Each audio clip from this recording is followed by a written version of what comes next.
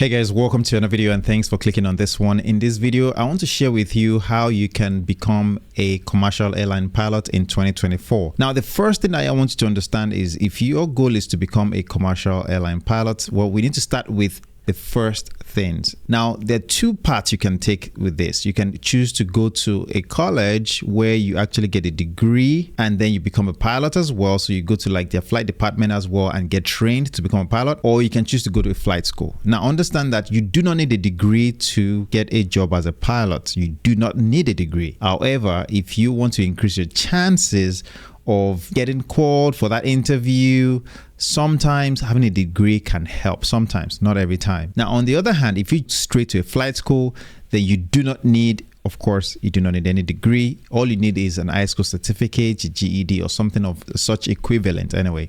And then you can get started with your training. Now, with most flight schools, before you get started, depending on your background, you may need to get a security clearance, and some part, especially as an international student, you may need to get a security clearance, and actually you would have to get a security clearance. Once you get that clearance done, and also you need your medical. The next thing you also have to get would be student pilot certificate. Now, in order for you to be eligible to get the student pilot certificate, here you need to be at least 16 years of age or other than the operation of a glider or a balloon, and which generally speaking, you are most likely going to train on an airplane. And of course, you have to be able to read, speak, write, and understand English language. Otherwise, you may have to do like a test to prove that you meet that requirement. Once you have met those requirements and you have your medical and your student pilot certificate, then you can start training, and this is where the fun begins. Generally speaking, you're starting with your private pilot's license training, or the training to become a private pilot, although there are different regulations that govern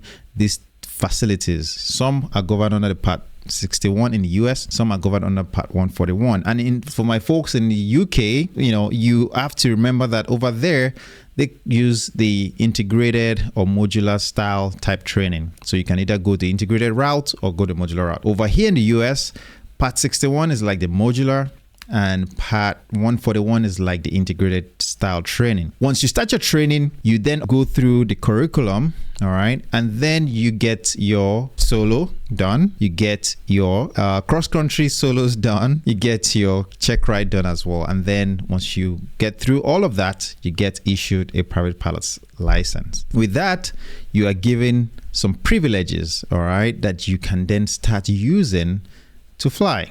Now, in the US, in order for you to become a private pilot, you need to be at least, here it says 17 years of age for a rating in other than a glider or a balloon, in this case for your training on an airplane. And of course, you have to be able to read, speak, write, and understand English language like before. Also, you have to be able to pass the knowledge test, receive flight training, and a logbook endorsement from an authorized instructor. The next important part is meet the aeronautical experience, and then you have to pass the practical test, which is what we call the check ride. Now, there are some privileges and limitations that you need to meet or comply with if you have a private pilot license, and this is where the privileges and limitations of a private pilot comes in. This part is a very important part of it, because with a private pilot, you can't really do much with it, especially if your goal is to work commercially. And this is where you have to then work hard to become a commercial pilot. With that license, you can do much more with it. Before you go on to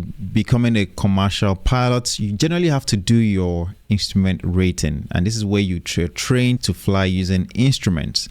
This becomes very beneficial to you when you are unable to fly looking outside due to clouds or low visibility. With that instrument rating, you can then get to do a lot more, fly more in different kind of weather, in the clouds, and even in class A or class alpha. Now, the next part is once you get your instrument rating added to your private pilot license, you can then carry that over and move on to start your commercial pilot's training. In order to be eligible for that, you need to be at least 18 years of age, be able to, read, speak, write, and understand English language. And of course, you have to then pass the practical test, pass the knowledge test, and the list goes on. Now, the important part here is with your commercial pilot's license, you then get a new set of privileges, okay? You can ask the PIC of an aircraft for compensation or higher, provided the person is qualified in accordance with this part.